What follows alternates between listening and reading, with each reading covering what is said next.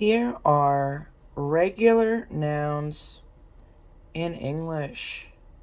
How do we make plural nouns? These are regular. We make plurals by adding S. 1 car. 2 cars. 1 apple. 2 apples. 1 banana.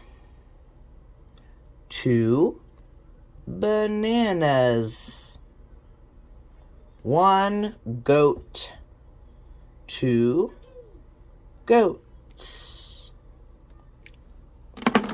There is 1 car. There are 2 cars. I see 1 apple. I see 2 apples. There is 1 banana. There are 2 bananas. It's a goat. They are goats. This is how we make plurals with regular nouns in English. We add S.